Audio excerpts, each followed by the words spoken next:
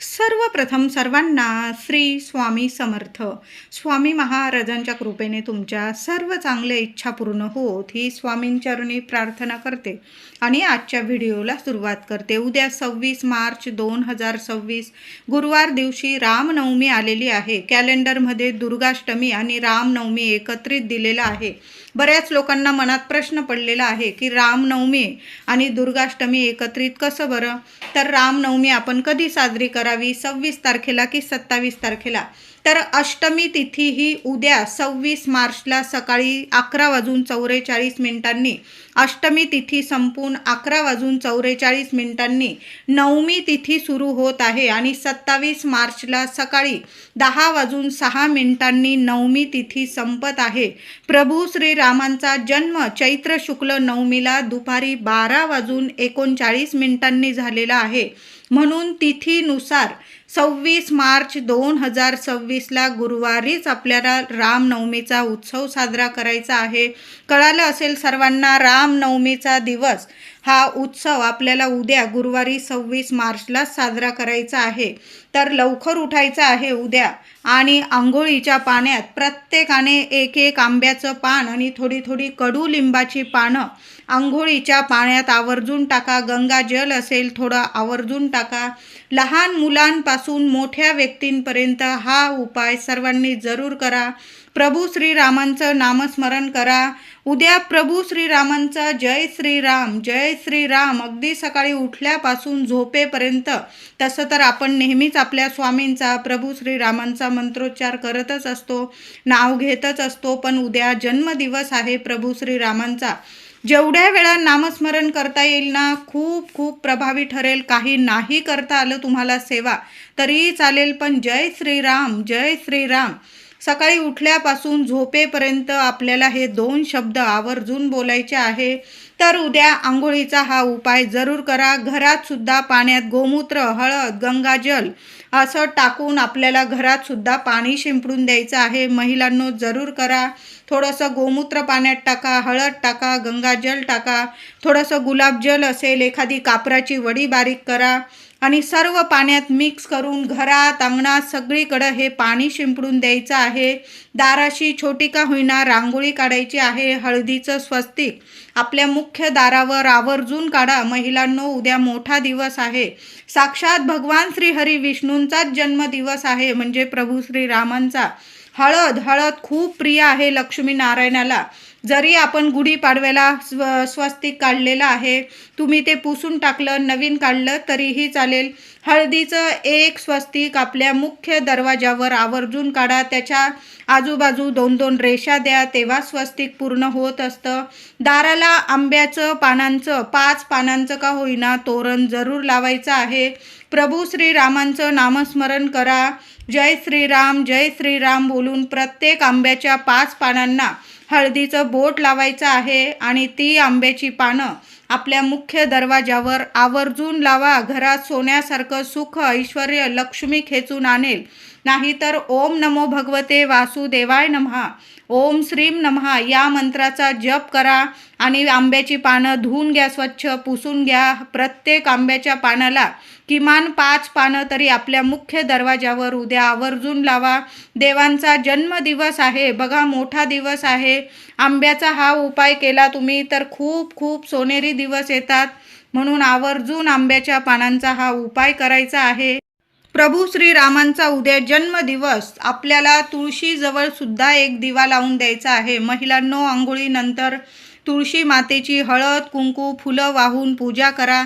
चिमूटभर हळद उजव्या हाताच्या चिमटीत घ्या आणि ओम नमो भगवते वासुदेवाय नमः किमान 11 वेळा 21 वेळा मंत्र जपा आणि तुमची मनातली इच्छा बोलून तुळशी मातेला ती हळद अर्पण करायची आहे.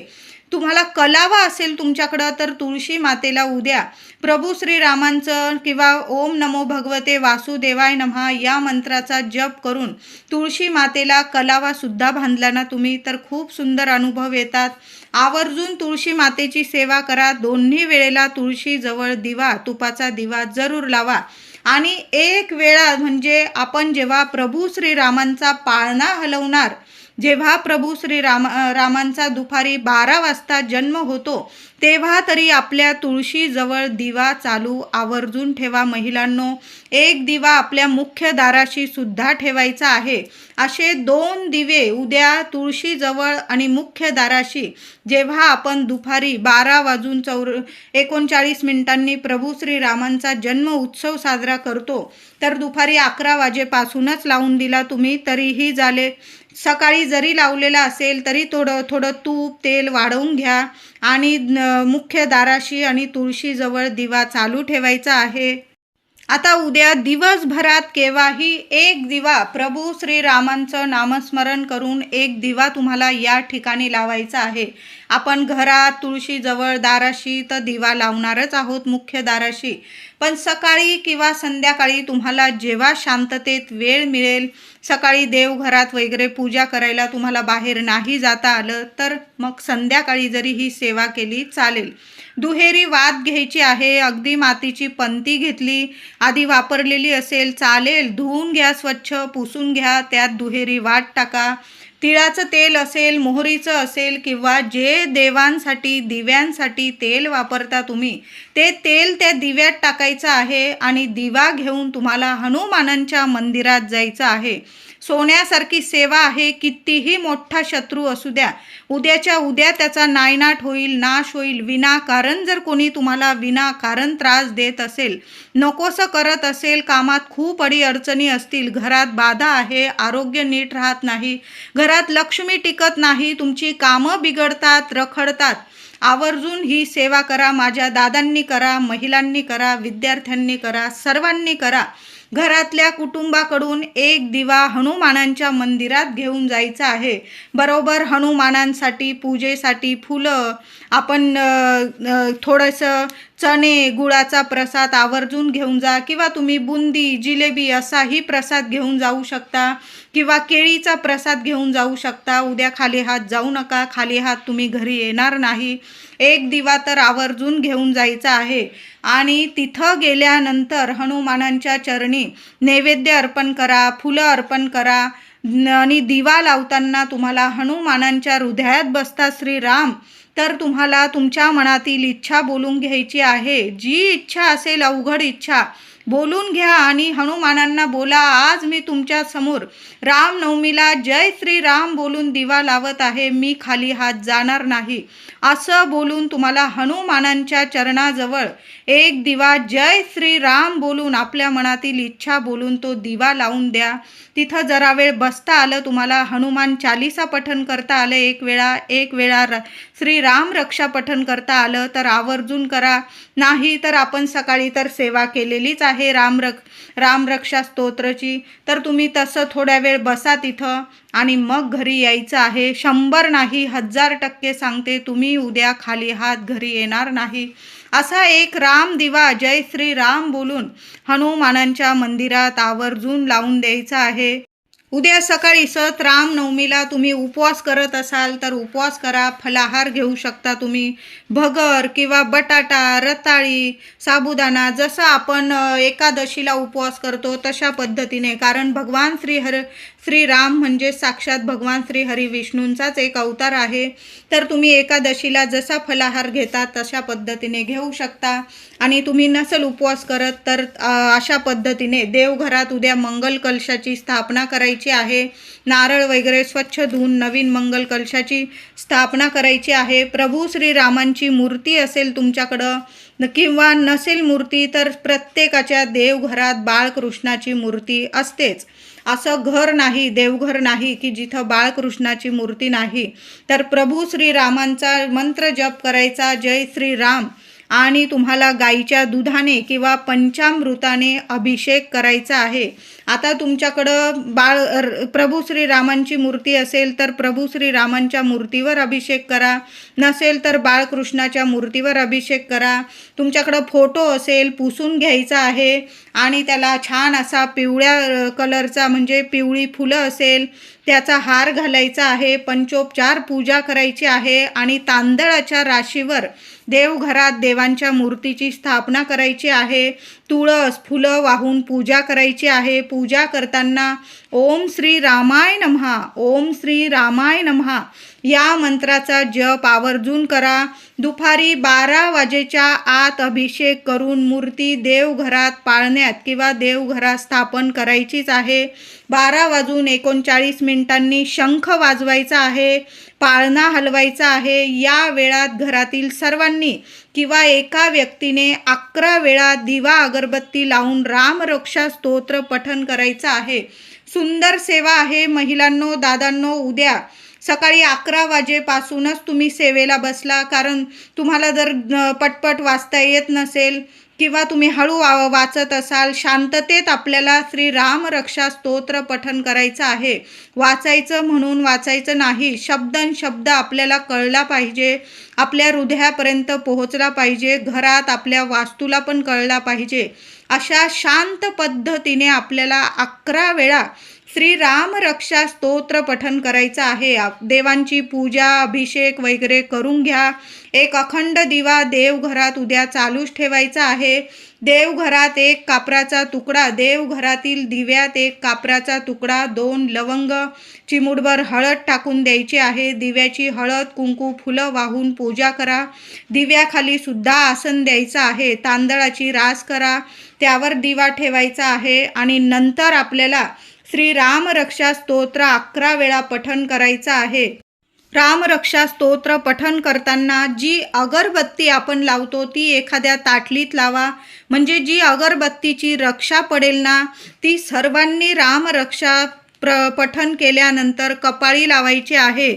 आपल्याला प्रभू श्रीरामांचं एक रक्षण कवच प्राप्त होतं आणि कधीच कुठली बाधा किंवा नजर बाधा किंवा आरोग्याविषयी तक्रारी कधीच होणार नाही. तुम्हाला प्रत्येक कामात तुम्ही यशस्वी होणार आहे. कुठलाच शत्रू तुम्हाला त्रास देऊ शकणार नाही. अशी श्री राम रक्षा स्तोत्राची सेवा आवर्जून करा.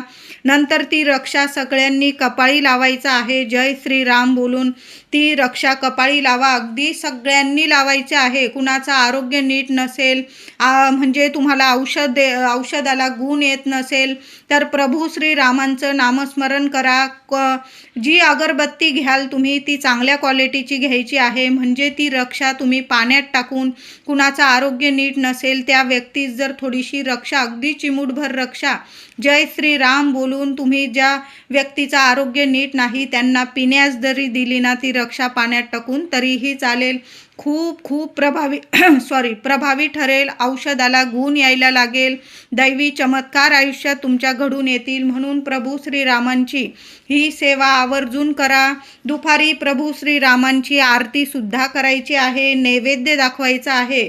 नैवेद्यामध्ये धन्याची पंजिरी आवर्जून दाखवा. आता पंजिरी नाही बनवता आली, महिलांनो, वाटीभर थोडेसे मूठभर धने घ्या. त्यावर गुळाचा खडा ठेवा. काही ड्रायफ्रूट असतील तुमच्याकडं ती ठेवायची आहे आणि छान असा नैवेद्य दाखवा.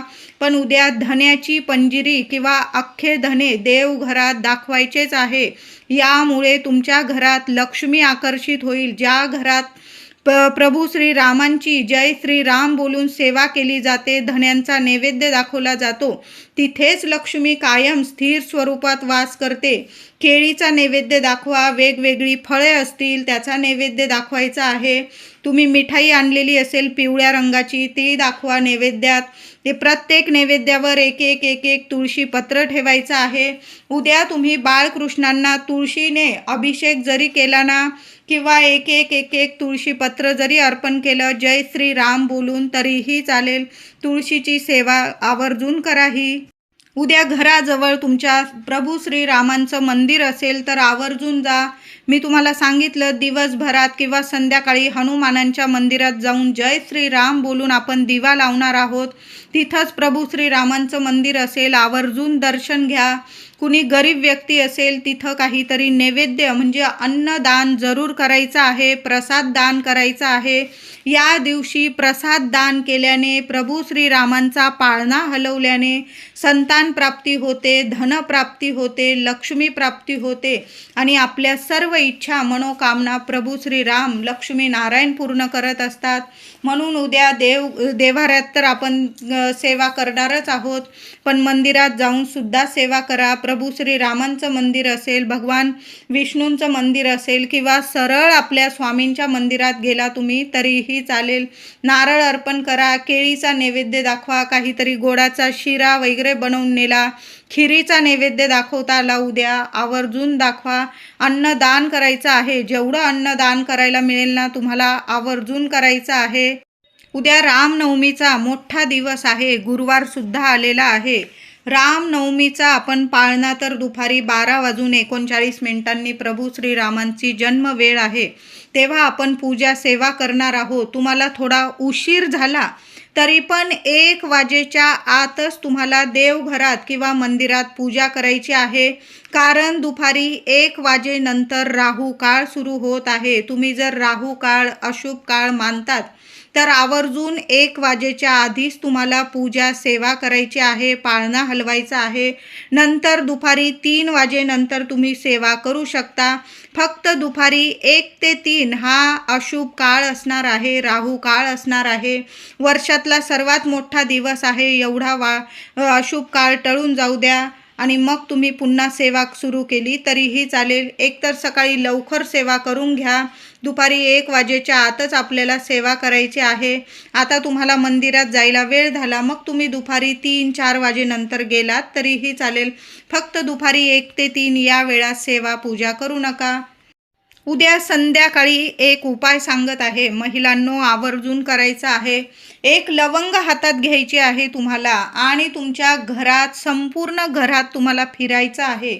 उजव्या हाताच्या मुठीत एक लवंग चांगली घेऊन घ्यायची आणि तुमच्या ज्या इच्छा अडीअडचणी असतील प्रभू श्रीरामांना बोलायचं आहे तुम्हाला की माझं दुःख दारिद्र्य दूर करा, माझ्या मागे काही पीडा असेल, संकट असेल, माझ्या मुलांच्या पतीच्या, मी उदाहरण सांगत आहे. तुम्हाला जी इच्छा असेल, समस्या असेल ती लवंग हातात घेऊन तुम्हाला बोलायचं आहे सर्व आणि मागच्या खोलीपासून तुमच्या मुख्य दारापर्यंत तुम्हाला नीट फिरून घ्यायचं आहे आणि घराबाहेर एखाद्या कोपऱ्याला ती लवंग फेकून द्यायची आहे.